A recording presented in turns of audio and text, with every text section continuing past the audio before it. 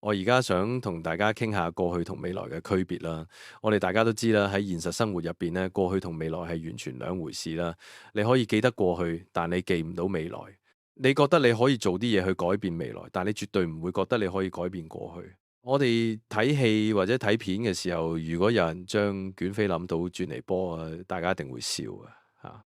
例如，如果你見到一個水池入邊啲水花突然聚埋一齊，然後一粒水彈跳翻上跳水板，你一定知呢個係倒轉播緊，或者你見到一架車喺條路度行，啲煙竟然縮翻入去煙囪度，你又會知係假嘅。但最奇妙嘅地方喺邊度呢？就係當我哋去研究最基本、最微觀嘅物理定律嗰陣，例如 Newton 嘅運動定律或者電磁學規律，我哋發現呢啲定律係完全對稱嘅。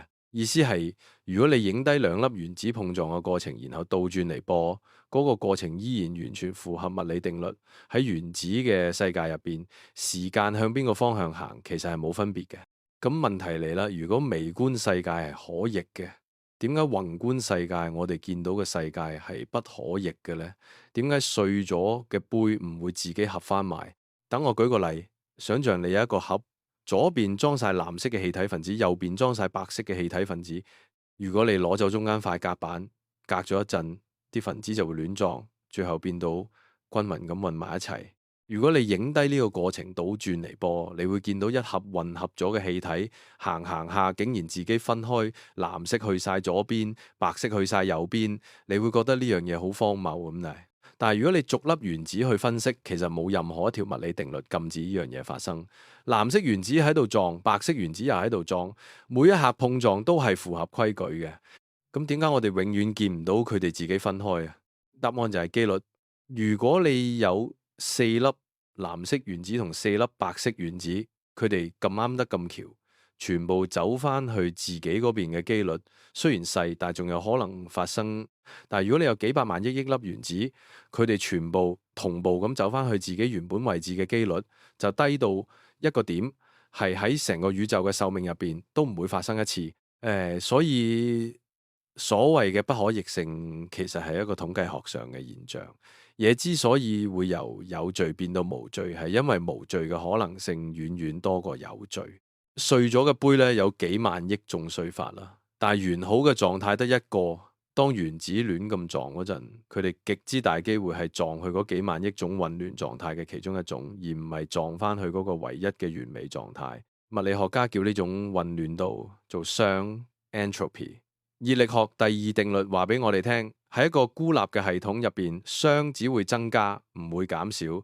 呢個就係時間箭頭嘅真相。我哋之所以覺得時間有方向呢，係因為我哋見到嘢由有序變無序啦。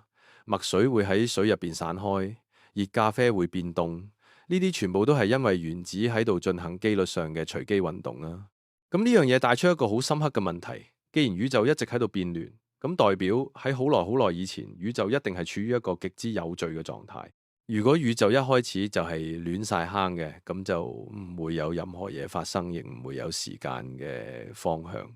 所以我哋之所以可以喺度講嘢，可以有記憶，可以見到太陽發光，全部都係因為宇宙喺 Big Bang 大霹靂嗰一刻，唔知點解係處於一個極之低熵、極之整齊嘅狀態。